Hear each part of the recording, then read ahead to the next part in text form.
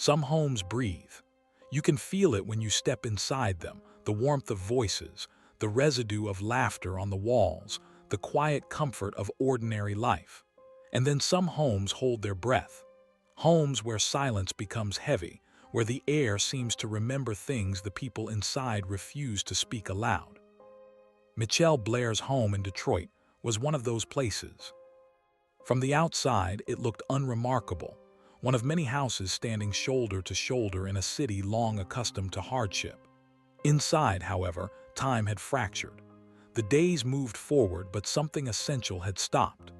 The freezer in the kitchen hummed steadily, faithfully, year after year, guarding a secret so terrible that even the walls seemed to recoil from it. Mitchelle Blair was a mother. That word, mother, is supposed to carry softness, protection, a promise of care. But words can hollow out. They can remain while their meaning disappears. By the time the truth emerged, the word no longer fit her. She had killed two of her children, a boy of 9 and a girl of 13.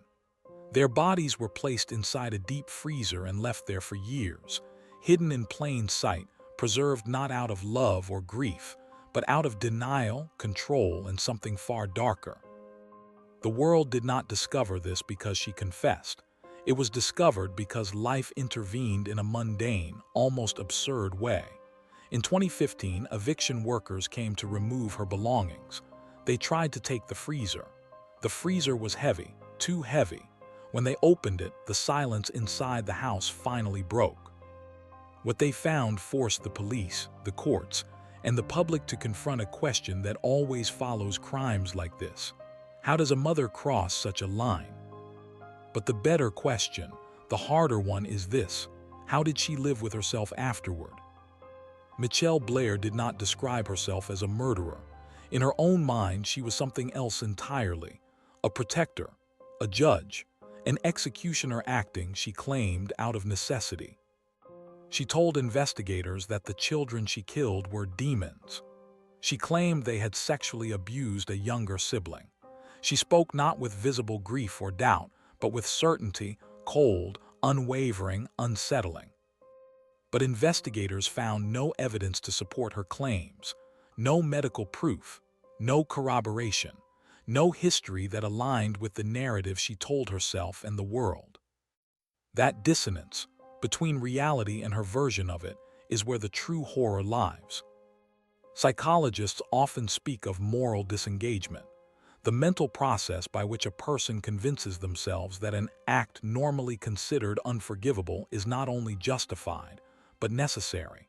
In Blair's case, this disengagement was complete. She did not merely excuse what she had done. She transformed her victims into villains so that she could survive her own actions. To admit the truth would have shattered her. To grieve would have required acknowledging that she had destroyed what she was meant to protect.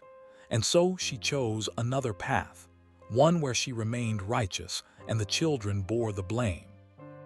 It is tempting to label this as pure evil and stop there, but psychology rarely allows such simplicity. Blair had endured abuse earlier in life. She had lived within systems that failed her, socially, emotionally, and materially. Her coping mechanisms were fragile. Her ability to regulate anger, fear, and stress was deeply compromised. These facts do not excuse her actions, but they help explain how a mind under pressure can fracture. Still, many people suffer abuse and never harm their children. The difference lies not only in pain, but in how that pain is processed, or not processed, over time. Blair did not seek help. She did not ask for intervention. She withdrew inward, constructing a private logic that only she could inhabit, and inside that logic, killing became a solution. What haunts this case is not only the act itself, but what came after. Years passed. The freezer remained in the home, meals were prepared, life continued, neighbors came and went, the city moved on. And all the while, the remains of 2 children lay just steps away from ordinary domestic life. This is where the human mind recoils, because this is where understanding breaks down. How does a person sleep at night? How do they celebrate holidays? How do they wake up each morning knowing what is sealed behind a freezer door? The answer is not strength, it is dissociation. To live that way requires emotional compartmentalization so extreme that parts of the self simply shut down. Guilt is locked away. Memory is dulled. Empathy is severed. The freezer becomes just another appliance. The unimaginable becomes routine. This is not calm, it is numbness. And numbness, once established, can be terrifyingly stable. When Mitchelle Blair stood in court, the public waited for tears, for regret, for some flicker of humanity that might reassure them that she was still recognizably human. It did not come. She showed no remorse. She did not apologize. She did not mourn. She spoke of her children as though they were threats rather than lives. For many observers, this was the final rupture, the moment that confirmed her as irredeemable. But legally, the court's role was not to psychoanalyze her soul. It was to determine responsibility, and on that point the court was clear. She pleaded guilty to first-degree murder. The sentence was life in prison, without the possibility of parole. No second chances, no future hearings, no redemption arc written into the law. This was not punishment alone, it was containment, a declaration that society could not risk her return. In cases like this, it is easy, dangerously easy for the perpetrator to consume the narrative, their psychology, their trauma, their pathology. But at the center of this story are two children whose lives ended long before they had the chance to become fully known. A 9-year-old boy, a 13-year-old girl. They had fears, habits, favorite foods, private thoughts. They were not symbols or accusations or demons. They were children growing up in a home that should have been safe. They are remembered now not by who they were, but by how they died. That is another quiet violence layered onto the first. And perhaps the deepest tragedy is that they were never given a voice, not in life, and not in the narrative that followed. Mitchelle Blair's story is not just about a crime.